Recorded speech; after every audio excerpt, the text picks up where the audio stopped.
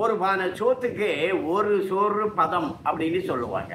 திமுகவினுடைய ஆட்சிக்கு இந்த திரிபுவனம் சிவகங்கை மாவட்டத்தில் போலீஸ்காரங்க அஜித்குமார் அடிச்சு கொன்னாங்கல்ல, அது ஒண்ணுதான் அடையாளம். இப்படிதான் திமுகவினுடைய ஆட்சி எல்லா இடமும் இருக்கும். இதுல மதுரையில நீதிபதி ஒரு கேள்வியை கேட்கிறாரு. அந்த சிறப்பு போலீஸ் படை அடிச்சு கொண்டவங்க இருக்காங்க இல்லையா, அவங்களுக்கு உத்தரவு போட்டது யாரு, யாரு எப்ப உத்தரவு?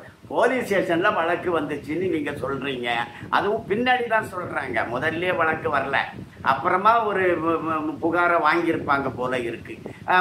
வழக்குன்னு சொல்றீங்க இல்ல, அப்படின்னா அந்த போலீஸ்காரங்க தானே விசாரிக்கணும். சிறப்பு படைக்கு உத்தரவு போட்டது யாரு? அந்த இன்ஸ்பெக்டரா, அந்த எஸ்பியா, யாரு உத்தரவு போட்டா அப்படின்னு கேட்கிறாரு. அதுக்கு பதில் இல்லை. அரசு வழக்கறிஞர் அதுக்கு பதில் சொல்ல முடியல. இப்ப நம்ம கிட்ட கேட்டா அந்த சிறப்பு படைக்கு உத்தரவு போட்டதே திமுக காரங்க யாராவது போட்டிருப்பாங்க. பெரிய கருப்பன் போட்டிருப்பாரு, அவர் அமைச்சர், அல்லது மு.க. ஸ்டாலின் போட்டிருப்பாரு, அவர் தான் போலீஸ் மந்திரி.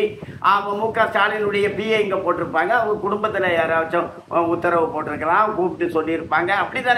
அப்படித்தானே விசாரிக்கணும். ஆனா திமுக சமூக ஊடகங்கள்லாம் வாட்ஸ்அப்ல, பேஸ்புக்ல, யூடியூப்ல என்ன சொல்றாங்க, அந்த நிகிதா யாரு, அந்த நிகிதா பொட்டு வச்சிருக்கா, அவ பிஜேபி பொட்டு எல்லாரும் தான் வச்சிருக்காங்க, துர்கா ஸ்டாலின் தான் பொட்டு வச்சிருக்காங்க. அது பொட்டு வச்சவங்க எல்லாம் பிஜேபியா? பிஜேபியோ இல்லையோ அதை பற்றி கேள்வி என்ன? அந்த நிகிதா பற்றி என்ன கேள்வி வேண்டி கிடக்குது? அவங்க புகார் தானே கொடுத்தாங்க, திருட்டு நகையை கைப்பற்றி கொடுங்கன்னு தானே கேட்டாங்க. அதுல என்ன தப்பு இருக்கு? இதுல என்ன விஷயம் இருக்கு? அவங்கள ஆள் வச்சு அடிச்சு கொண்டாங்க. அப்ப நிகிதாவினுடைய கூலிப்படையா போலீஸ் இயங்கியதா? அப்ப மு.க. ஸ்டாலினுடைய நிர்வாகத்துக்கு கீழே போலீஸ் இல்லையா? இப்படி எல்லாம் கேள்வி வருது இல்லையா? நீதிபதி அவர்களுடைய கேள்விக்கு விடை காண வேண்டும் என்றால் முதலமைச்சர் மு.க. ஸ்டாலின் அவர்களை தான் விசாரிக்கணும். ஏன்னா அது திமுக சார்பாக தான் அந்த உத்தரவு வந்திருக்கும். அதனாலதான் இப்படி அடிச்சு கொண்டு இருக்காங்க.